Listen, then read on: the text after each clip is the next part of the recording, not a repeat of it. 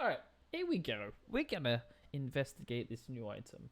Apparently it damages the user upon firing. Just to check on comments here. Same thing, maybe it will be pretty decent on a humpback.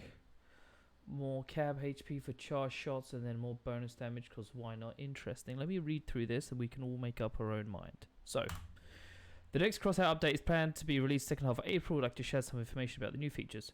Spring Mayhem. These pictures look interesting. That looks like a drone bay on the top. That looks like a scorpion. Anyway, Spring Mayhem. In this update, the anticipated brawl will return in a modified form. This year, we decided to change the theme of the battles. Mainly, the changes will affect the blueprints of armored vehicles, their appearance, and the mounted weapons. These battles will be held in a medieval style. The vehicles will be equipped with various distinctive weapons, crossbows, catapults, and melee weapons. In addition to changing the theme, we plan to add the fortress map to the brawl's rotation. In addition, some additional changes may be applied to the rules for point scoring and progressing through the leagues. Otherwise, it will be the same as Mayhem that you enjoy. The choice of roles and constant movement around the map, unexpected maneuvers, and the need for coordinated team action. You guys are like fucking surreal, aren't you? To the way you think people play this game. In general public matchmaking. Are you mad? Or what are we talking about? There's no relevance to that. Previously, we have mentioned the mysterious outsider Dallas Rhyme and his armored vehicle with a new cabin and weapon. So what kind of parts? It's a pulse cannon. An epic weapon which firing mechanics are in many ways similar to the well-known Scorpion, but has some special features. The new pulse cannon's projectile deals less damage and cannot penetrate enemy armor, but their flight speed is considerably higher at long range. You still need to use some preemptive aiming, but so you need to lead your shots. The projectile speed will still be so high that it will require some getting used to. 2 firing modes. Standard, where pressing the fire key releases an instant shot. A charge shot that deals 50% more, but at the same time will deal a small amount of damage to your own armored car. Both modes are quite useful, and it will be extremely important to learn how to switch between them on the battlefield depending on the situation. Heavy, and to that we have a new heavy cabin, which actually looks pretty sick, as I would expect for a heavy cabin in the wasteland. So here we go. A real scientist will always find ways to turn any harm to his advantage. Dallas proves that this statement once again with his cabin. Ermac.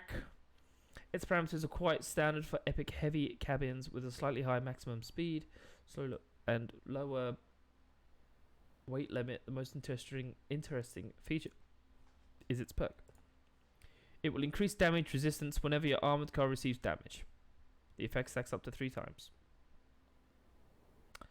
Seems okay. Have you already noticed? It just seems really cool. Nothing crazy. Have you already noticed how the 2 most important components of the vehicle reinforce each other? Yes, Dallas is not only a brilliant stylist, but also very cunning. I mean, it would be nice with an inverter. Anything else in the update? Complete rework of the marker system, improved system of quick messages, ensure you'll be able to set special marks. Implement a lot of changes, improve the balance of AI in raids, make a number of balance changes, various paths. Tomorrow we'll share more details about the plan.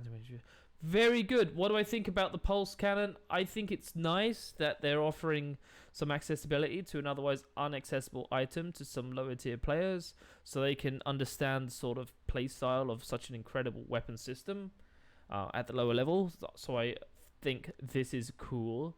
The fact that it damages your car when you have to shoot people is freaking weird. Is really weird, but I suppose I guess they didn't want to invent another kaiju. I think that's weird that it should damage your car. It just doesn't make sense, dude. They could do anything. Like, they could do a car like your power shuts down, it has to restart your engine, it overheats the vehicle. They seem to have a lull with that. The fact that it damages your vehicle is freaking weird. It's very weird, and shouldn't be. It doesn't make sense in my head. It really doesn't make sense. The heavy cabin's quite nice. The specific perk on this doesn't really make sense. We've already got some heavy calves with a similar ability.